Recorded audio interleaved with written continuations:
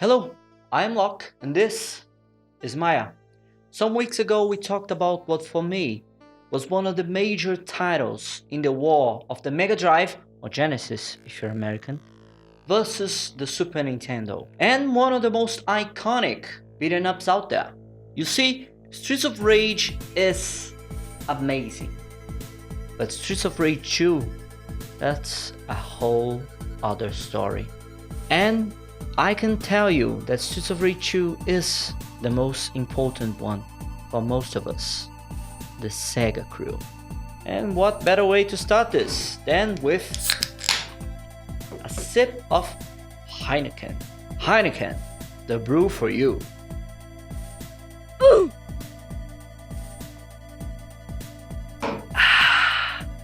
Let us begin. Although we're not sponsored by Heineken, we would really like to be. Heineken, hit me up. Email on the description. Now, back to history. Some months later, having seen the launch of one of the most important milestones in video game history, Street Fighter II, in the year of 1992, Sega wanted a sequel and enlisted Ancient Corp, Yuzo Koshiro Studio, to make the sequel to Streets of Rage. And in the 20th of December 1992, Streets of Rage 2 launched in the US, with better fight moves, stronger punches, and a balanced set of characters with an all-new soundtrack. Upon release, Streets of Rage 2 received wide critical acclaim with scores much above 90% from most magazines of the time. But what made it so magical, so different from Streets of Rage 1? Like I said, Street Fighter 2 just launched that year, and I could literally talk all day about this game. Alongside Street Fighter 2, this was the game I played the most on my Mega Drive. I didn't even care if there was a Streets of Rage 1, and I only got to play it many years later. Streets 2 is a masterpiece in all senses. No other beat'em up to that time had its finesse and level of detail. But why was it so different? It was all because of this guy and his Hadokens. Street Fighter 2 was the rush back there. It made the difference. It sold machines. It made money, lots of money. Money no other machine was receiving. And it started to brew the next generation of fighting games. What many people perceive as the first generation of tournament fighters. Because before Street Fighter 2, things were much different. Things like Karate Kid and other games that were just shameless beat'em ups were out there. Street Fighter 1 was very original, but it was very weak too. Street Fighter 2 was the first game to picture big sprites with specific attacks for every character and all that kind of thing, you know? But back to Streets of Rage 2. Streets of Rage 2 received a 2 MB cartridge, something that allowed for those same huge sprites you see on the Street Fighter 2 machines. Streets of Rage 2 had huge sprites, colorful environments, and many more quality of life upgrades in every conceivable way up to that point. This was the best and biggest Mega Drive game. What Nintendo? And the best the Mega Drive would be able to pull out of a cartridge, and it showed. Graphically, Streets of Rage 2 is amazing. It has parallax movement, both on the background and the foreground of the action. Bigger enemies and more variations, names for each enemy, life bars, and with a larger color range to choose from, the game drops a lot of the sprite differing from Streets 1, leaving the characters more vibrant and aliased. This was probably inspired by how Capcom was designing their sprites for fighting games. Although much smaller in scope, Streets of Rage, enemies and playable characters all have amazing features that give them lots of personality. The way they punch, kick and move are all in tune with the characters, and the animations have amazing fluidity, the likes of which were only seen in the arcades up to this point. And we really need to remember how much more powerful arcades were in the 90s. In comparison with then, home consoles were pieces of shit. They were unable to mimic the same sprite density, sound effects, or much later they would be unable to replicate most games as they were intended to be, like playing both characters in Marvel vs. Capcom simultaneously on the PlayStation 1. Now back to Streets of Rage 2 once more. The game introduced 2 new characters to the trilogy, Sammy Hunter, or Eddie Skate Hunter in the US, and Max Thunder. Max Thunder, now that's a cool name. They would help divide the character balance more evenly and bring new gameplay changes to life. After some changes to how the game scrolled, it was not viable to have the cop cars coming from the edge of the screen to send artillery strikes like in Streets of Rage 1, so they invented 2 sets of specials for each character that will take a bit of life out of each one after being used, and another command special that was delivered by pressing forward 2 times plus punch. So every character had 3 new specials. One was movement based one and free of charge.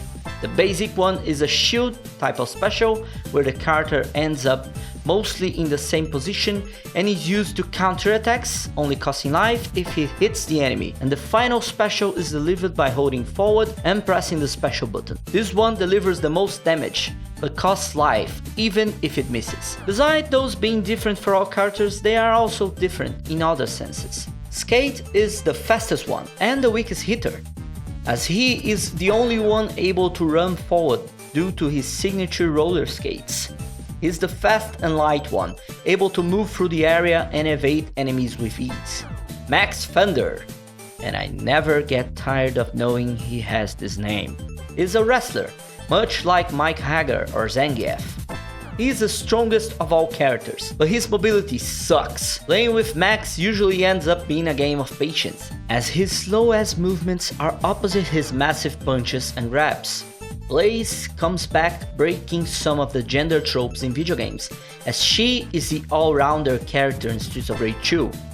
She has the most balance between all abilities of the game. Playing Blaze here is amazing, and her special moves like the Kikosho Ki Blast attack are amazing with awesome range. And Axel, previously the balanced character, now finds himself in a semi-balanced position. His jumps are a bit worse than the other characters, but his techniques are more powerful. That is due to his grand upper attack being free and very strong, but his life specials are also one of the best in the game. Axel is the best one to play alone, I'd say, followed by Blaze, as Max and Skate work best while assisting other characters. Story-wise, Streets of Rage 2 starts with a photography of Aden, the character from the first game, in chains. 1 year after the end of Streets of Rage, peace was returned to the desolate streets of the city, but Mr. X would not let this go any longer. He comes back, kidnaps Aden, who was working for the police force again, and brings back the Syndicate with full force. The 4 heroes of Streets of Rage 2 once again find themselves amidst those raging streets to save Aden and stop Mr. X once and for all. It's not the most developed plot in the world, but it gets the cogs in motion. The gameplay loop here is the same as Streets of Rage 1, but the aforementioned quality of life improvements have a major part in making this game better. Ancient took some time to rewrite the game's engine from the ground up, adding the specials, different attacks, movement options and new attack options like throwing any of the many new weapons and not just the knife like the original game. Power-ups remain the same in Streets of Rage 2, except for the beef being turned into the chicken, and the removal of the special token, since now specials take life instead of another bar. But weapons are much better here. The knife got fine-tweaked to a better all-rounder. The kunai was added to be the throwing weapon only. The pipe is still a decent ranged weapon that packs a punch. The katana was added in this game for bigger slashing damage, and the last new item are the grenades, which detonate upon impact and hit multiple enemies at once. The game consists of 8 levels, each progressively harder than the last, and it takes skill to finish it on its hardest setting. The game does have some core flaws though, like the infinite punch loop that works on most enemies and sub-bosses, and you can do it by punching them without breaking rhythm.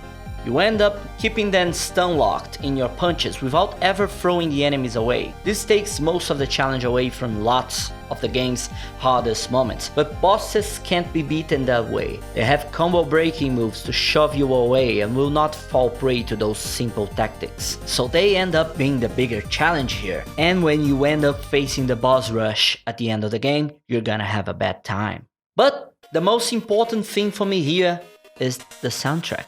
The soundtrack is perfect. Really, really perfect. Much of what was done in Streets of Rage 1 is amped up to 1,000 here. Every single song is amazing and fitting. From Go Straight, the first level song, to the end theme, Streets of Rage 2 packs one of the best set of music from the 16-bit era.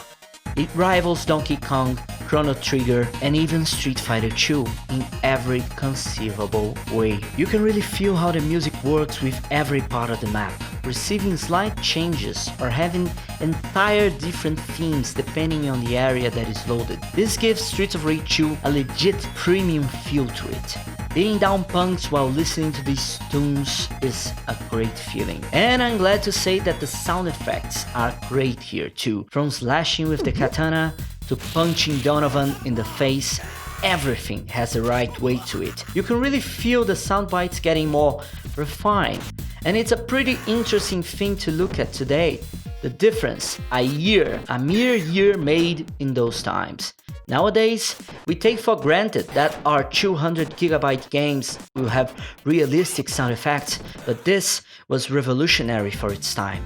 Streets of Rage 2 was so grand, so well received, that people started asking, what's next? And well, that's a story for another day. If you enjoyed this video, please press the like button and subscribe. I will be uploading the rest of this series very soon. Until then, watch my other videos. I'm starting to have a nice set of videos right now, so it won't matter when I disappear when Cyberpunk 2077 is out. Okay then, I'll see you next time.